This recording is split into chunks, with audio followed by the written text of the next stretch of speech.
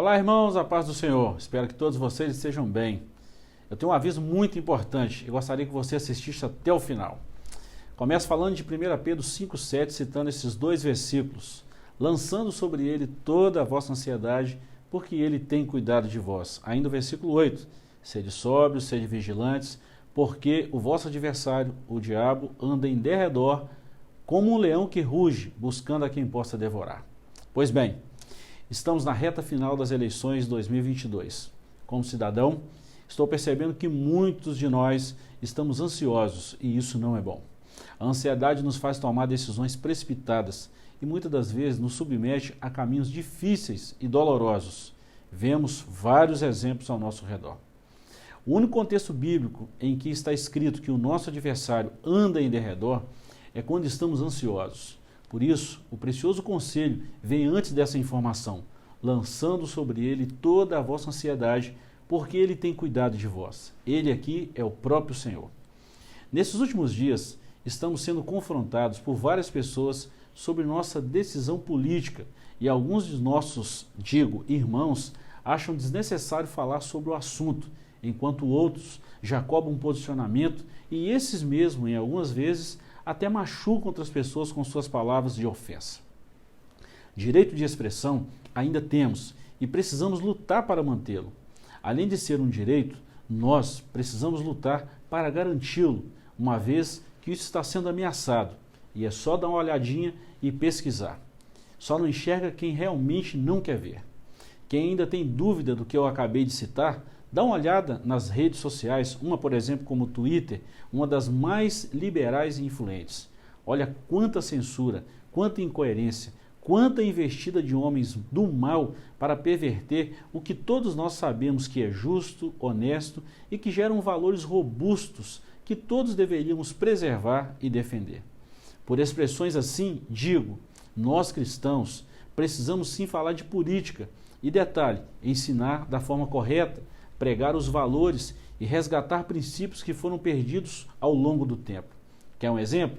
Na minha época de ensino fundamental, estudávamos uma disciplina TDMC ou EMC, Educação Moral e Cívica. Nesse conteúdo, aprendíamos a amar a pátria, respeitar o direito, cumprir com os deveres. Aprendíamos a respeitar as autoridades constituídas, estudávamos sobre valores, princípios, moral, uma verdadeira aula de cidadania. E acredito que quem viveu nessa época atualmente goza de um privilégio que até poucos anos atrás estava sendo soterrado por uma política de esquerda que só sabe desconstruir. Falo com conhecimento de causa e não como um amador que joga conversa ao vento. Inclusive, é nosso dever pesquisar e averiguar todos os fatos antes de compartilhar informações falsas. Tenho vários amigos em outros países. Por exemplo, poucos dias atrás, conversei com um amigo que está em missão no Peru. Ele me listou várias dificuldades que enfrenta para pregar o Evangelho. Na pandemia, bem recente agora, nós enviamos recursos para socorrer algumas famílias que estavam lá e que não foram ajudadas pelo Estado. Deveriam ser como seres humanos. No Chile, outro país que enfrenta uma barra pesada com o sistema político, as notícias de barbárie são assustadoras. Outra família de missionário que eu conversei há pouco tempo, em Cuba, onde a igreja tem várias frentes missionárias. A gente até chora em ouvir relatos da igreja que está nesse país. Portanto, a igreja não deixa de ser igreja. Sem contar outros países vizinhos como a Venezuela, Nicarágua. Está do lado aqui da gente. É só pesquisar. Você está com dúvida do que eu estou falando? Dá um Google e veja você mesmo com seus próprios olhos. Ah, Deus está no controle? É a pergunta que geralmente nos faz. E eu afirmo, sim, Ele está. E por que então que muitas crianças e adultos, nossos irmãos venezuelanos, comem lixo pelas ruas da cidade? Deus está no controle? Repito, claro que sim, mas Ele não vai descer do céu e votar no meu e no seu lugar. A responsabilidade é minha, é sua, é nossa. E precisamos fazer valer o nosso papel de cidadão brasileiro.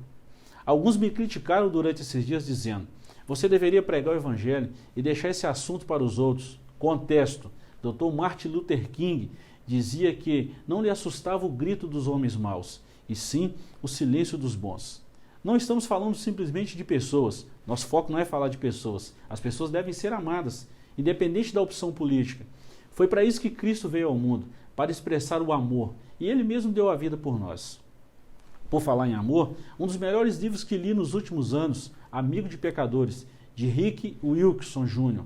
Nele, o autor descreve vários homens, mulheres, crianças, de todas as práticas pecaminosas mas tiveram contato e acesso ao Senhor Jesus.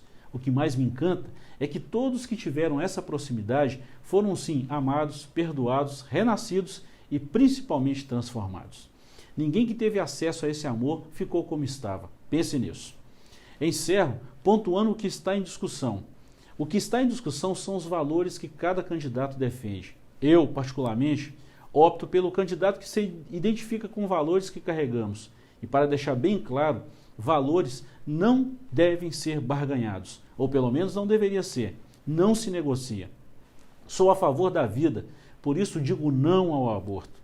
Apoio a não liberação das drogas, porque sei de lutas de famílias que têm filhos envolvidos nas drogas e a gente vê isso constantemente. É ruim. Defendo a doutrina bíblica da criação e digo não à ideologia de gênero. Votarei no candidato que defende esses valores. Ele é perfeito? Não. Concordo com tudo que ele fala? Também não. Mas naquilo que é essencial, nossas convicções convergem. Então, se você também defende esses valores, não está difícil a escolha. Agora sim, como pastor, oriento a amada Igreja de Cristo a descansar o coração. Faça o que é correto, jamais negocie valores, não seja omisso, faça valer o seu direito de cidadão e, acima de tudo, o de saber que esses valores são inegociáveis. Um conselho, independente do resultado, respeite o candidato que for eleito. E como cristãos, nosso dever é orar pelas autoridades. Lembre-se disso.